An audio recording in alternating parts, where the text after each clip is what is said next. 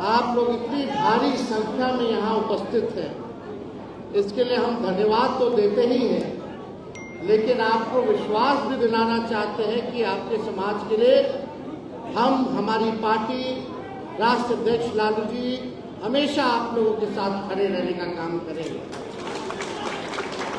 और कभी भी जो है कोई बात ऐसी ना आए जहां आप लोगों को जनप्रतिनिधित्व का मौका ना मिले।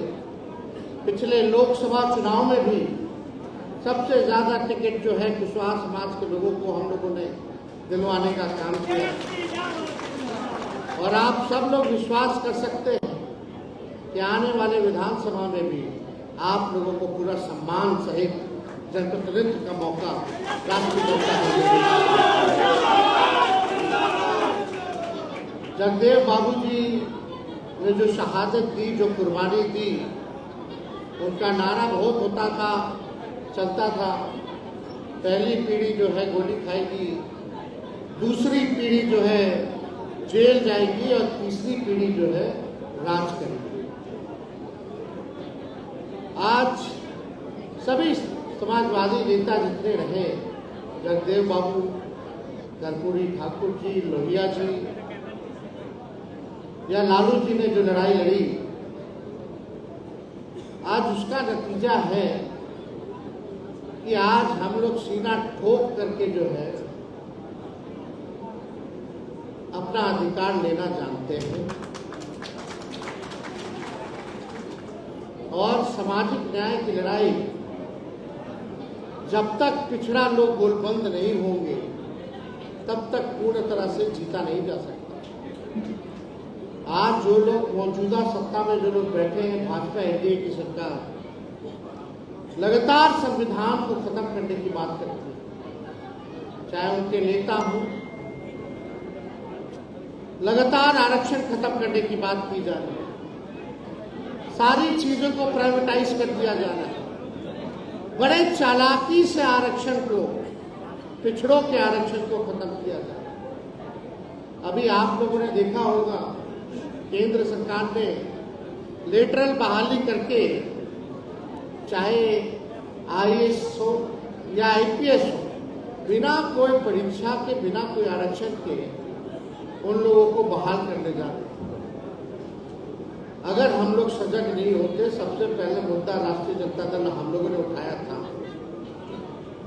कि भाई बिना कोई परीक्षा के, बिना कोई यूपीएससी के, बिना कोई सिविल सर्विसेज एग्जाम के, बिना कोई आरक्षण के कोई कैसे जो है आईएएस आईपीएस बना सकता है। यानी बिना परीक्षा के आरएसएस के लोग बिना आरक्षण के चाहते थे कि अपने लोगों को जो है बना दो, बैठा दो। हम लोगों ने आवाज उठाया और भारत सरकार को ये कदम जो है वापस लेना पड़ा।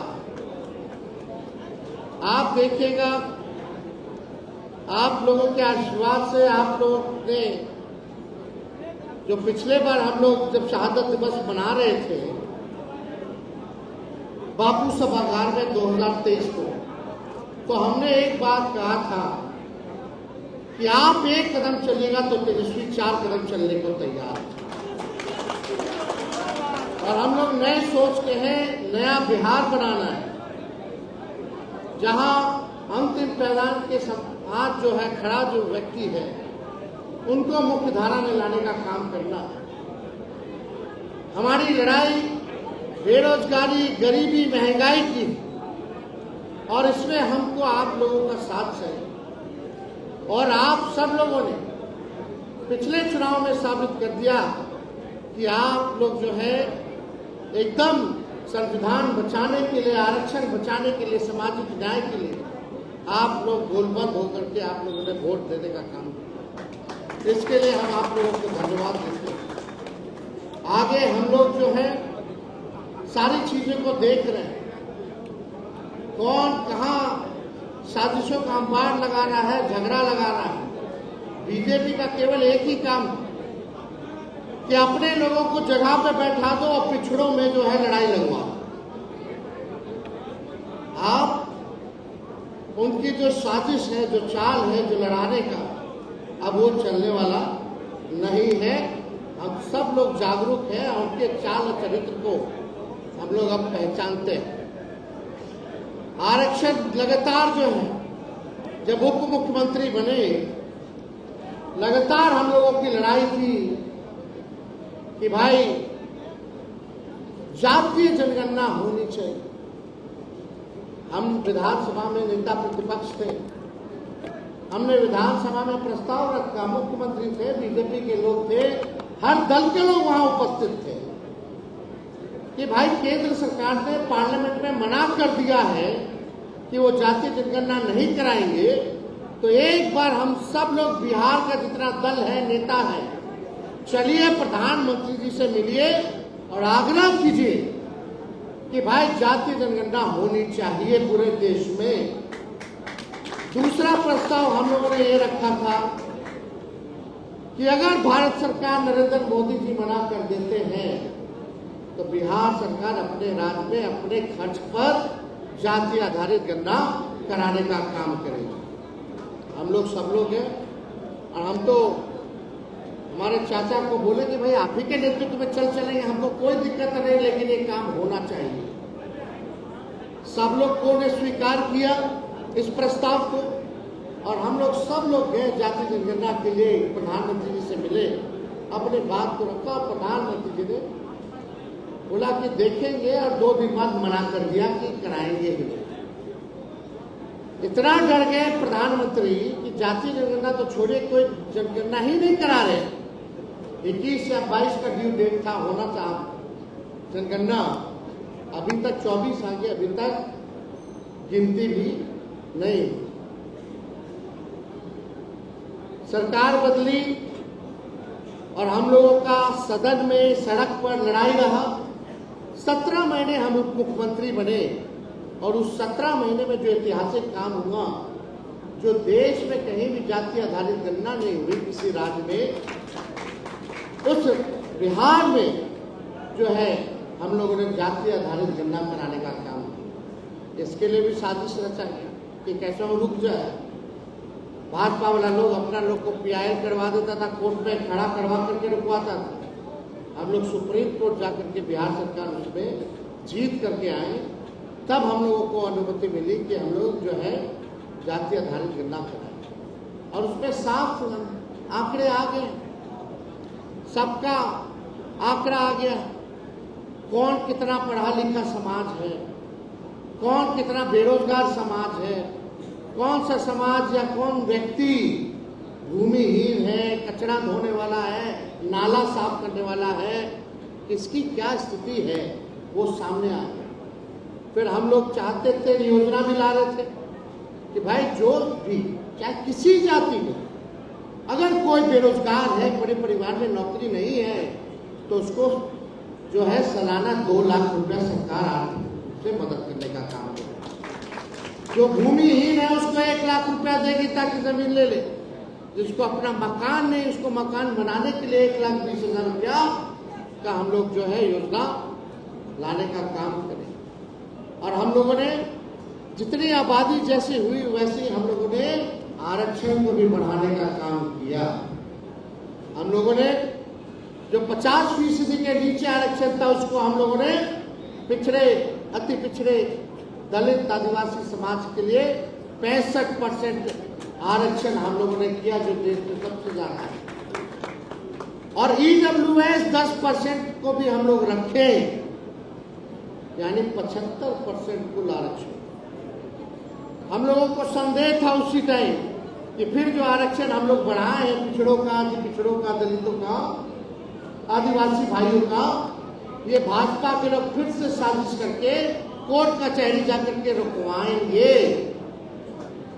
तभी हम लोगों ने तय किया कि भाई भारत सरकार में, बिहार सरकार प्रस्ताव भेजे कि जो बिहार में आरक्षण जो हम लोगों ने बढ़ाया जाति आधारित गणना के बाद, उसको अनुसूची 9 में डाल दिया, शेड्यूल 9 में डाल दिया जाए।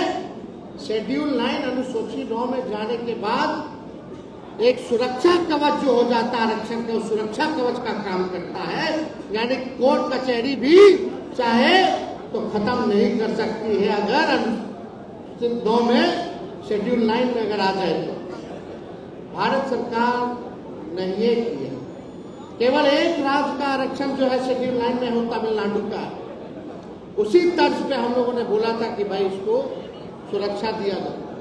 लेकिन उसके बाद आप लोग देखिएगा, चाचा जी पलट गए।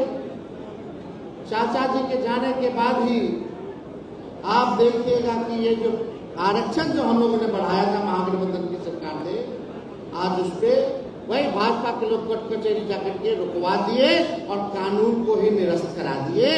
यानी जो बहाली तेजस्वी निकाला 5 लाख या और 3 लाख प्रक्रियाधीन जो करके आए, जो 3 लाख सरकारी नौकरी मिलना है, उसमें अब आप लोगों को आरक्षण का लाभ नहीं मिलने वाला है। ये बड़ी साजिश है। वो लोग नहीं चाहते कि आप लोग जो है बैठे अच्छे जगह पर, डिसीजन मेकिंग में, पॉलिसी मेकिंग में, जहां जहां महत्वपूर्ण पद हैं, ये लोग नहीं चाहता कि पिछड़ा समाज के लोग जो है वहां बैठे। ये भाजपा के लोग चाहते कि अपने लोगों को ही बैठाया जाए और पिछड़ों में लड़ाई लड़वाते रहो, बांटते रहो और राज करते रहो। आज सब आप लोग यहाँ आए हैं। हम लोगों ने 1 दिवसीय धरना भी दिया। हम लोगों ने कहा कि किसी भी प्रकार से इसको, आरक्षण को खत्म नहीं होने दिया जाएगा। दुख इस बात की है, पीड़ा इस बात की है कि मुख्यमंत्री बोलते हैं कि वो सामाजिक न्याय में विश्वास करते हैं। आज उनके सांसद हैं, अगर उनके सांसद समर्थन वापस ले जाए तो प्रधानमंत्री जी नहीं रहेंगे। ये आरक्षण हम लोगों ने लागू किया, आखिर क्यों नहीं करवा देते? तो भारत सरकार में भी है, बिहार सरकार में भी है। सवाल ये खड़ा होता है कि आखिर जनता दल यूनाइटेड का रोल क्या है इसमें? कथनी अलग और करनी अलग। आज इतना पावर है कि भाई ये चाहते, कितना महीना हो गया भाजपा, 8वां महीना चल रहा है लोग का डबल इंजन का सरकार, और कोर्ट में लोग कब गया? 2-3 महीना पहले। अगर इनके मन पाक था, साफ था, तो ये लोग पहले ही कोर्ट में जाने से पहले ही शेड्यूल 9 में आरक्षण को डलवा देते, ताकि जितना सरकारी नौकरी होगा, आरक्षण होगा या शिक्षा संस्थानों में एडमिशन होगा, उसमें पिछड़े, अति पिछड़े दलितों का लाभ होता, आदिवासी भाइयों का लाभ होता। लेकिन नहीं किया ये लोग। और आज आप लोगों को यही कहने आए कि इस लड़ाई को हम लोग छोड़ने वाले नहीं, चाहे जितना हम लोगों को गाली देना हो, बदनाम करना हो, आपकी लड़ाई को तेजस्वी या लालू जी और राष्ट्रीय जनता दल लड़ने का काम करेगा। ये कोई अकेले मेरी लड़ाई नहीं है, एक व्यक्ति की लड़ाई नहीं है, ये पूरे समाज की लड़ाई है। यही जगदेव बाबू कहते थे, जिसकी जितनी संख्या भारी उसकी उतनी हिस्सेदारी। आज के दिन तो कम से कम अपना हिस्सेदारी लेने के लिए हम लोगों को खड़ा रहने की जरूरत है, लड़ाई लड़ने की जरूरत है। जो सोवत है वो खोवत है। समाज सोया रहेगा, सड़कें सुनी रहेंगी, तो आपका अधिकार वो लोग छीनते रहेंगे, बेईमानी करते रहेंगे। जो सदियों से मलाई खाते रहते थे, वो आपको मलाई छीन करके तो खैबे करेंगे, मट्ठा भी नहीं देने देंगे आपको पीने के लिए। ये हकीकत है। आज आप सब लोगों को जागरूक होने की जरूरत है। खास तौर पे जो नए समाज, जो नए लोग हैं, उनको जगाने की जरूरत है, क्योंकि लाभ उन्हीं को होने वाला है। सरकारी नौकरी भी उसी का, पढ़ाई, स्कूल कॉलेज में एडमिशन भी उसी का, हर चीज में उसी को फायदा होने वाला है। तो अपने लोगों को जगाने का काम करना है। और अगर आप लोगों का साथ होगा तो चाहे प्रधानमंत्री हो, भारत सरकार हो, उन लोगों को घुटने पे टिकाने का काम करेंगे और अपना अधिकार लेने का काम करेंगे। तो आप सब लोगों से ज्यादा समय ना लेते हुए, और हम राष्ट्रीय अध्यक्ष लालू जी को धन्यवाद देते हैं। अगर इनका मंडल कमीशन लागू करने में जब मुख्यमंत्री बने तो भारी योगदान रहा, जिससे सभी पिछड़े समाज, पिछड़ा समाज, दलित समाज, आदिवासी समाज को मुख्य धारा में आने का मौका मिला। सीना ठोक करके लालू जी ने आवाज दिया। लालू जी के राज में कोई भी थाना चला जाता था, कोई भी कहीं चला जाता था तो उसको ब्लॉक ऑफिस जाता था, सम्मान की नजर से बैठाया जाता था। आजकल अफसरशाही इतना हो गया है कि किसी को नहीं पूछता। आम जनता का तो छोड़िए, गरीब का तो छोड़िए, मुखिया सरपंच का तो छोड़िए, बिहार सरकार के मंत्रियों का नहीं सुनता। ये हालत हो गई है, ये सच्चाई है। इस लोकतंत्र में मालिक आप लोग हैं, जनता मालिक होती है और यहाँ जनता का राज होना चाहिए, ना कि अधिकारियों का राज होना चाहिए। आज सब लोग जो है देखिएगा, केवल अधिकारी लोग सरकार चला रहे हैं। 5-6 लोग जो है, 1-2 मंत्री अपने फायदा के लिए सब काम कर रहा है। लेकिन आप सब लोग देखे होंगे कि भाई कोई भी परिस्थिति आए, राष्ट्रीय जनता दल ने सामाजिक न्याय और धर्मनिरपेक्षता के अपने विचार पर कभी किसी से समझौता नहीं किया। समय समय पर सब दलों ने भाजपा आरएसएस से समझौता किया, लेकिन लालू जी ने, इस पार्टी ने आज तक अपने विचारधारा से समझौता नहीं किया। आज तक भाजपा के आगे घुटने नहीं टेके। लालू जी ललकारते रह गए भाजपा के लोगों को, आरएसएस के लोगों को। लेकिन वहीं दूसरा पल एक देखने को मिला, कुछ लोग प्रधानमंत्री का गोड़ भी छोड़ने को तैयार हो गए, जो कहते थे थाली खींच लेते थे कि नहीं बनने देंगे। लेकिन हम लोगों ने तस्वीर भी देखी, क्या स्थिति हो गई है भाई। कहाँ हम लोगों का समाजवाद का नाम लेकर के इस तरह का काम करते हैं। तो ये बात तो हमको ठीक नहीं लगा, दुख भी हुआ। खैर जो भी थे, खैर आप लोगों से हम यही कहना चाहते हैं, ये लड़ाई हम लोग लड़ेंगे और इस लड़ाई को हम लोग आगे बढ़ाएंगे।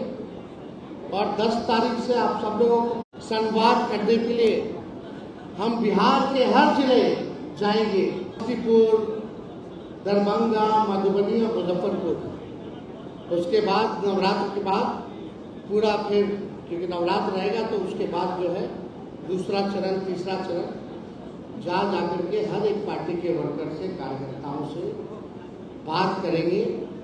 और हमारी कोशिश होगी कि आने वाले चुनाव में सभी समाज के लोगों को हम लोग मौका दें चुनाव लड़ने का, सभी समाज के लोगों को। देखिए, हम जो कहते हैं वो काम करके दिखाते हैं।